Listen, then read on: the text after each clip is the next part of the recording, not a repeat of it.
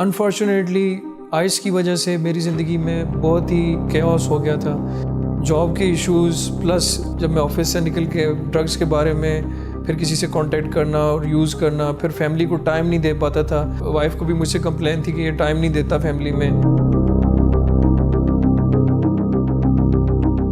एक डिनाइल था कि मैं जो भी कर रहा हूँ सही कर रहा हूँ, जॉब भी कर रहा हूँ, सारी चीज़ें कर रहा हूँ, लेकिन एक्चुअली मैं उनमें से कुछ भी परफेक्टली कर नहीं पा रहा था।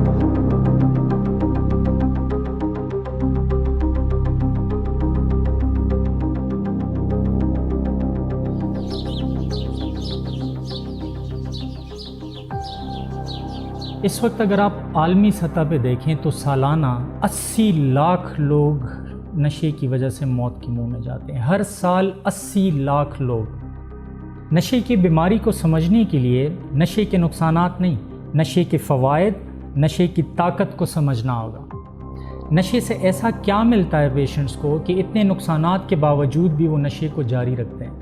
जवाब है, नशे से उनको सुकून मिलता है, नशे से उनको आज़ादी मिलती है, नशे से उनको खौफ से निजात मिलता है। नशे की वजह से वो उस तकलीफ़ से और साइकोलॉजिकल पेन से निकलते हैं। नशे की वजह से वो अपने आप से दूर हो जाते हैं, वो अपने माइंड से डिटैच हो जाते हैं। अब नशे को ये ज़्यादातर लोग हल के तौर पे इस्तेमाल करते हैं, लेकिन इस हल में मसला ये है कि ये हल बज़ात ख़ुद एक बहुत बड़ा मसला बन जाता है, और वो ऐसे मसला बनता है कि नशे के मुसलसल इस्तेमाल की वजह से नशा अपना असर खो देता है और फिर नशे की मिक़दार बढ़ानी पड़ जाती है।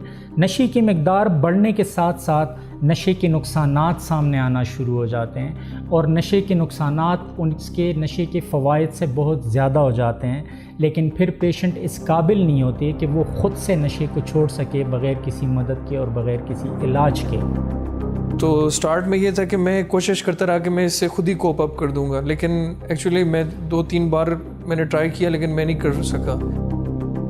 तो मेन मसला, नशा भी बहुत सीरियस मसला है, लेकिन नशे के पीछे जो मसाइल हैं, जो उनकी ज़िंदगी से चीज़ें मिसिंग है, जो वो नशे में ढूंढते हैं, वो न्यूरल सर्किट्स जो बने नहीं थे बचपन से और जो नशे की वजह से बनना शुरू हो जाते हैं, और नशे से जो उनको टेम्परेरी रिलीफ मिलता है, इसकी वजह से उनको नशे की आदत पड़ जाती है।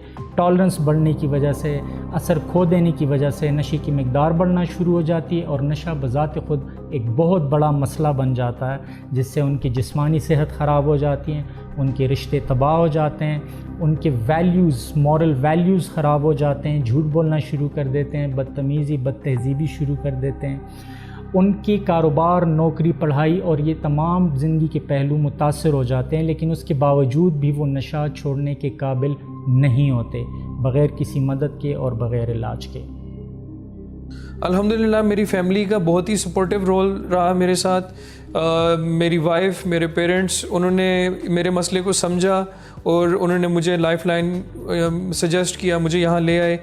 यहाँ जब मेरी साइकोथेरेपीज़ हुई, यहाँ का स्टाफ बहुत एफिशिएंट है, हमारे सेशंस होते हैं, इंडिविजुअल सेशन भी होते हैं, ग्रुप सेशंस भी होते हैं। लाइफलाइन की सबसे अच्छी बात मुझे ये लगी है कि वो रूट कॉज तक जाते हैं कि इंसान में ये मर्ज़ आया कैसे। उन्होंने मेरी फैमिली के साथ भी इंटरव्यूज़ किए, मेरे साथ भी इकट्ठे हम लोगों को बिठा के हमारा पैचअप करवाया। वहाँ से फिर उन्होंने रूट कॉज तक पहुँचे कि मैं ड्रग्स की तरफ कैसे गया। ये लाइफलाइन की एक बेस्ट बात मुझे लगी, और इस तरह से मेरी लाइफ में चेंजिंग आई, और इंशाल्लाह आगे चल के मैं एक सोबर लाइफ गुजारूंगा, जिसमें मैं अपनी कंपनी को भी बेटर टाइम दे सकता हूँ, अपनी फैमिली को बेटर टाइम दे सकता हूँ। जो इलाज की तरफ पहला कदम है वो ट्रीटमेंट है, वो रिहैबिलिटेशन सेंटर में आना है और 3 माह का इलाज मुकम्मल कराना है, जो चीज़ें ग्लोबली एक्सेप्टेड 90 डेज़ का ट्रीटमेंट किसी भी ड्रग एडिक्ट के लिए है। तो रिकवर होने में टाइम लगता है, रिकवरी में टाइम लगता है। फैमिली को इस चीज़ को अंडरस्टैंड करने की ज़रूरत है कि 3 माह सिर्फ वो पीरियड है जहाँ उसका इनडोर ट्रीटमेंट हो रहा है। आउटडोर ट्रीटमेंट मतलब रिकवरी यहाँ से जाने के बाद स्टार्ट होती है, जिसमें हमारे फॉलोअप्स शामिल हैं, जिसमें उनकी थेरेपी शामिल है, जिसको मज़ीद इन्वॉल्व करना पेशेंट को, क्योंकि यहाँ तो वो कर नहीं पा रहा, नशा कर नहीं सकता क्योंकि कंट्रोल्ड इन्वायरमेंट में है, मगर रिकवरी बाहर स्टार्ट होगी क्योंकि वहाँ इन्वायरमेंट कंट्रोल नहीं है। तो इन दोनों चीज़ों का डिफरेंस अगर फैमिली को समझ आ जाए तो वो थेरेपी को भी समझ पाएंगे, मेडिसिन को भी समझ पाएंगे और डेफिनेटली इलाज को भी समझ पाएंगे। लाइफलाइन मॉडल एक होलिस्टिक ट्रीटमेंट मॉडल है। सबसे पहले जब हम पेशेंट को एडमिट करते हैं तो वो विड्रॉल्स में से गुजरता है। विड्रॉल मैनेजमेंट जो है वो मेडिकल थेरेपी के साथ किया जाता है। साइकाइट्रिस्ट दवाइयाँ प्रिस्क्राइब करते हैं जिससे उनके विड्रॉल्स मैनेज होते हैं। विड्रॉल्स मैनेज होने के बाद पेशेंट्स के साथ एक्सटेंसिव काम शुरू हो जाता है। उनकी इंडिविजुअल थेरेपीज़ होती हैं, उनके ग्रुप सेशंस होते हैं, ग्रुप थेरेपीज़ होती हैं।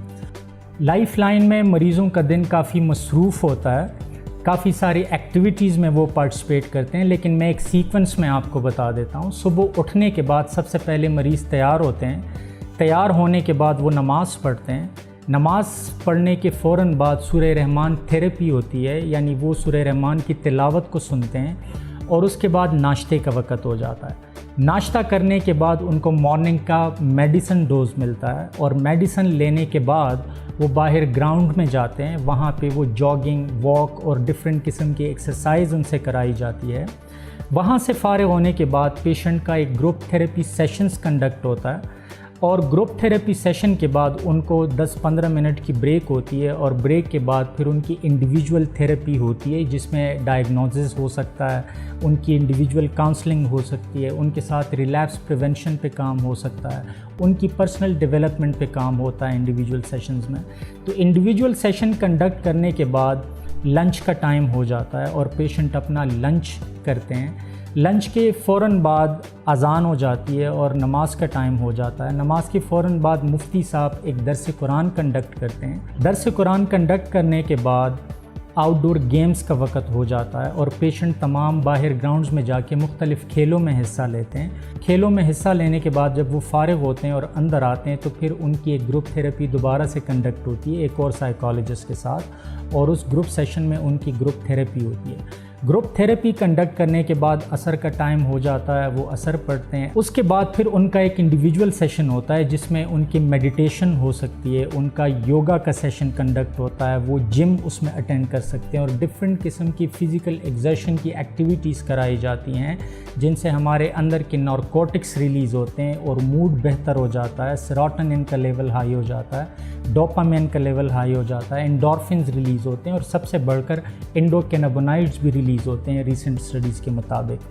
तो ये आउटडोर गेम्स कंडक्ट करने के बाद जब वो वापस आते हैं, मेडिटेशन सेशंस हो जाते हैं, इसके बाद मगरिब का टाइम हो जाता है और मगरिब के बाद डिनर का टाइम हो जाता है। खाना खाने के बाद उनको रात की दवाई मिलती है और इशा करने के बाद वो अपनी रूम्स में चले जाते हैं जहाँ पे लाइट्स ऑफ तक वो अपना टीवी अपनी मर्ज़ी के चैनल्स देख सकते हैं और 10:30 बजे उनकी लाइट्स ऑफ हो जाती हैं। ये एक एवरेज दिन है हमारे पेशेंट का रिहैब के अंदर।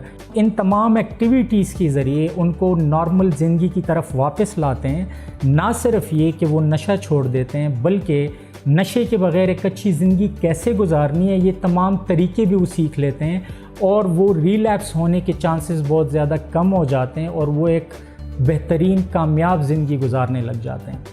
I am getting over my addiction और अब मैं एक सोबर लाइफ गुजार रहा हूँ और मेरा यहाँ पे थोड़ा सा टेनर रह गया है, ऑलमोस्ट 1 वीक, और मैं यहाँ से जाने के बाद एक सोबर लाइफ गुजारूँगा और मुझे एम्पावरमेंट दी गई है यहाँ पे कि यहाँ से निकल के मुझे कैसे कोप अप करना है डिज़ीज़ के साथ। मुझे किन स्लिपरी फ्रेंड्स से नहीं मिलना, उन जगहों पे नहीं जाना जहाँ पे मुझे ख़दशा हो कि मैं फिर रिलैप्स कर सकता हूँ। तो यहाँ पे फॉलोअप्स होते हैं, फॉलोअप्स की वजह से भी बंदा इस सारी चीज़ से बचा रहता है। तो इन सब चीज़ों की बुनियाद पे मुझे ये लगता है कि इंशाल्लाह यहाँ से निकल कर मैं एक सक्सेसफुल और सोबर लाइफ गुजारूँगा।